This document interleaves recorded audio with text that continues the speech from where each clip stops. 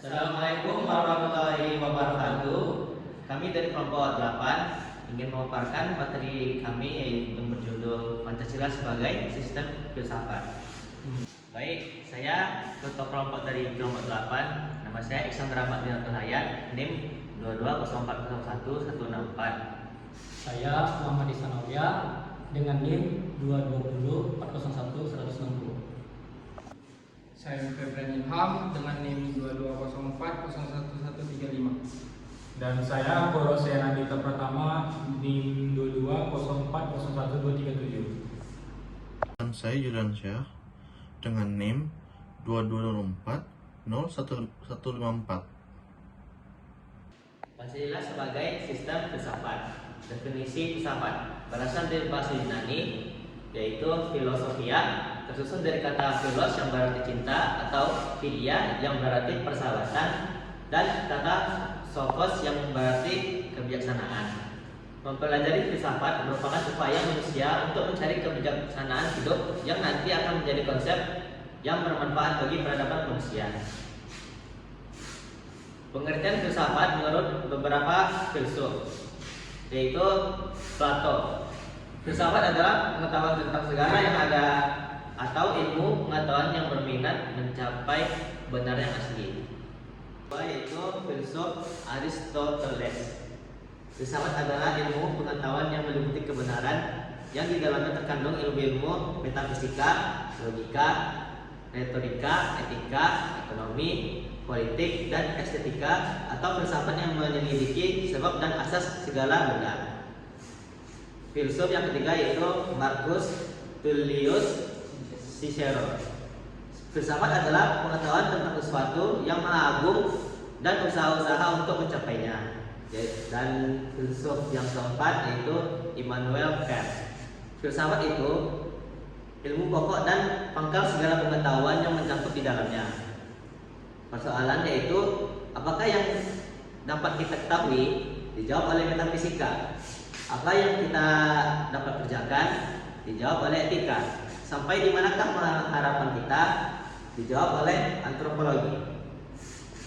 Kedudukan filsafat sebagai the mother of science, induk ilmu pengetahuan. Sebagai induk ilmu pengetahuan, filsafat merupakan muara bagi ilmu pengetahuan, termasuk pengetahuan yang bersifat positivistik dan seperti ilmu komunikasi dan teknologi informasi yang baru saja muncul dalam era kemajuan ilmu pengetahuan dan teknologi (iptek). Menurut Bagus, filsafat menunjukkan bahwa manusia tidak pernah secara sempurna memiliki pengertian menyeluruh tentang segala sesuatu yang dimaksudkan kebijaksanaan, namun terus-menerus harus mengejarnya. Terus ada filsafat Pancasila. Filsafat Pancasila adalah hasil berpikir yang sedalam-dalamnya dari bangsa Indonesia yang diyakini sebagai kenyataan dan paling sesuai dengan kehidupan dan kepribadian bangsa Indonesia. Di sini filsafat Pancasila dikembangkan oleh Soekarno. Yang pertama, filsafat Pancasila merupakan filsafat asli Indonesia yang diambil dari budaya tradisi Indonesia. Yang kedua ada akulturasi budaya India, Hindu Buddha, Barat Kristen, dan Arab Islam. Filsafat Pancasila menurut Soeharto telah mengalami Indonesianisasi. Semua sila dalam Pancasila adalah asli diangkat dari budaya Indonesia dan selanjutnya dijabarkan menjadi lebih rinci ke dalam butir-butir Pancasila. Filsafat Pancasila digolongkan sebagai filsafat praktis hingga filsafat Pancasila tidak hanya mengandung pemikiran yang sedalam-dalamnya atau tidak hanya bertujuan mencari, tetapi hasil pemikiran yang berwujud filsafat Pancasila dipergunakan sebagai pedoman hidup sehari-hari, way of life yang dalam bahasa Inggrisnya, agar hidup bangsa Indonesia dapat mencapai kebahagiaan lahir dan batin, baik dunia maupun di akhirat. Baik, filsafat bukan inti sila-sila Pancasila. Yang pertama itu ada Tuhan, itu sebagai kuasa prima. Yang kedua manusia, yaitu makhluk individu dan makhluk sosial. Yang ketiga satu, yaitu kesatuan memiliki kepribadian sendiri. Yang keempat rakyat, yaitu unsur mutlak negara harus bekerja sama dengan gotong royong. Yang kelima, adil, yaitu memberi keadilan kepada diri sendiri dan orang lain yang menjadi haknya. Terus yang pertama itu ada membahas Pancasila sebagai filsafat, berarti mengungkapkan konsep-konsep kebenaran. Yang kedua, Pancasila yang bukan saja ditujukan pada bangsa Indonesia, melainkan juga bagi manusia pada umumnya. Yang ketiga, wawasan filsafat meliputi bidang atau aspek penyelidikan ontologi, epistemologi, dan aksiologi. Yang keempat, ketiga bidang tersebut dapat dianggap mencakup kesemestaan. Berikut ini akan dibahas landasan ontologis Pancasila, epistemologis Pancasila, dan aksiologis Pancasila. Selanjutnya itu ada urgensi Pancasila sebagai sistem filsafat. Yang pertama, Pancasila sebagai sistem filsafat dapat menciptakan dan membangun alam pemikiran bangsa Indonesia yang memiliki akar nilai dan jati diri budaya bangsa Indonesia, sehingga Pancasila sebagai ideologi bangsa memiliki karakteristik yang berbeda dengan ideologi lainnya. Lalu yang kedua itu Pancasila sebagai sistem filsafat secara mendasar diletakkan dalam jiwa bangsa Indonesia agar dapat memajukan harga diri dan martabat bangsa Indonesia sebagai bangsa yang merdeka baik secara material maupun spiritual. Yang ketiga, Pancasila sebagai sistem filsafat dapat menjadi dasar acuan menghadapi tantangan dan dinamika globalisasi secara revolusi industri yang dapat melunturkan semangat kebangsaan, cinta tanah air, nasionalisme, dan nilai-nilai luhur ideologi. Yang keempat itu Pancasila sebagai sistem filsafat dapat menjadi penopang yang kuat sebagai way of life untuk menjadi pedoman hidup yang mengatur tata cara berpikir dan bertingkah laku secara seimbang dan harmonis. Hal ini berperan untuk menangkal tingkah laku moral dan lemahnya mental seseorang. Dan selanjutnya itu ada dasar filsafat Pancasila. Ada dasar ontologis Pancasila. Dasar-dasar ontologis Pancasila menunjukkan secara jelas bahwa Pancasila itu benar-benar ada dalam realitas dan dengan identitas yang jelas. Kailan menjelaskan dasar ontologis Pancasila pada hakikatnya adalah manusia yang memiliki hakikat mutlak monoplural. Manusia Indonesia menjadi dasar adanya Pancasila. Manusia Indonesia sebagai pendukung pokok sila-sila Pancasila secara ontologis memiliki hal yang mutlak, yaitu terdiri dari susunan kodrat raga dan jiwa, jasmani dan rohani, sifat kodrat manusia sebagai makhluk individu dan sosial, serta kedudukan kodrat manusia sebagai makhluk pribadi berdiri sendiri dan sebagai makhluk Tuhan yang Maha Esa. Lalu selanjutnya itu ada Notonagoro, 4 sebab Pancasila sebagai dasar filsafat negara. Yang pertama itu ada kos material, asal mula bahan terdapat dalam adat kebiasaan, kebudayaan, dan dalam agama-agamanya.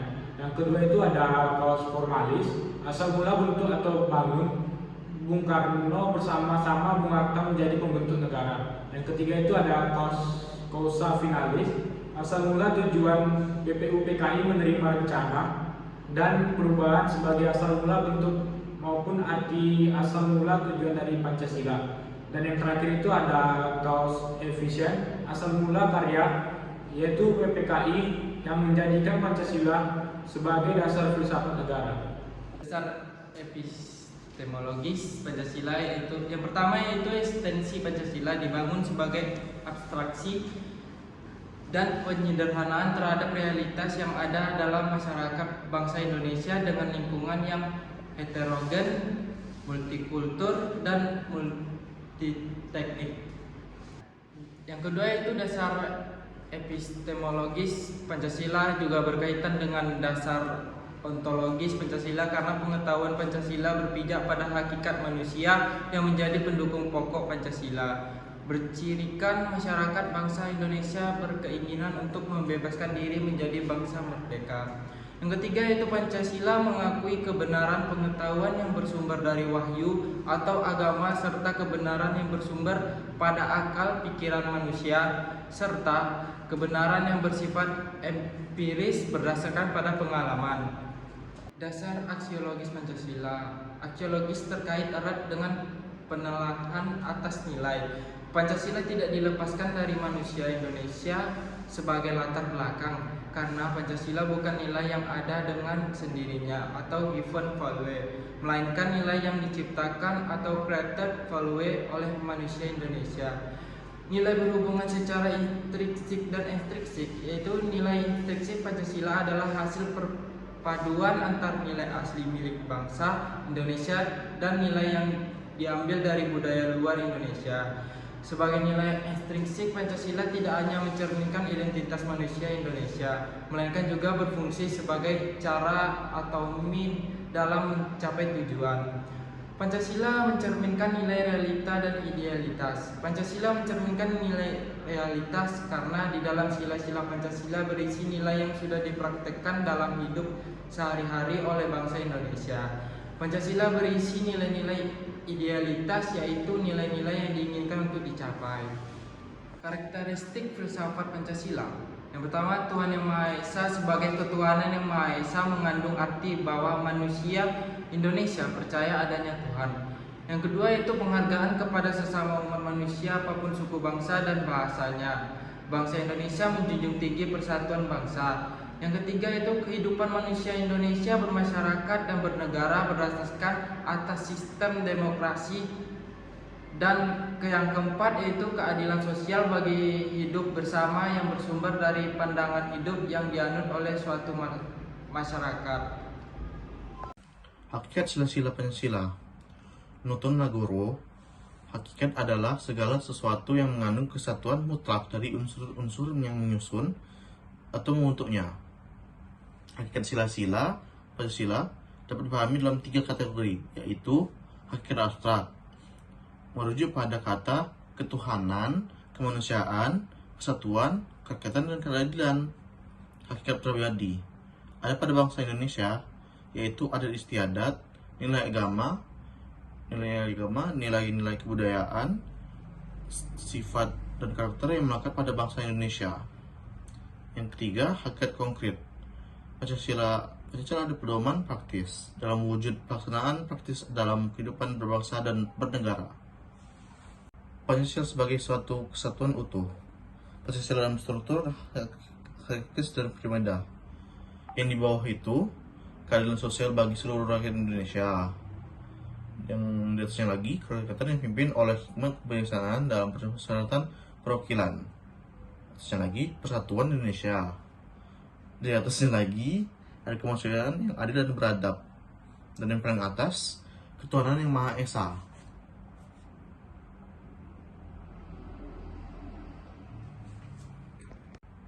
Sifat hierarkis dan bentuk piramidal nampak dalam susunan Pancasila. Sila pertama, Pancasila mendasari dan menjiwai keempat sila selainnya. Sila kedua, didasari sila pertama dan mendasari serta menjiwai sila ketiga, keempat, dan kelima. Sila ketiga didasari dan dijiwai sila pertama dan kedua, serta mensadari dan menjiwai sila keempat dan kelima. Sila keempat didasari dan dijiwai sila pertama, kedua, dan ketiga, serta mendasari dan menjiwai sila kelima. Sila keempat didasari dan dijiwai sila pertama, kedua, ketiga, dan keempat. Dengan demikian, susunan Pancasila memiliki sistem logis baik yang menyangkut kualitas maupun kuantitas. Sekian materi dari kami. Jika ada kata yang salah mohon dimaafkan. Assalamualaikum warahmatullahi wabarakatuh. Wah.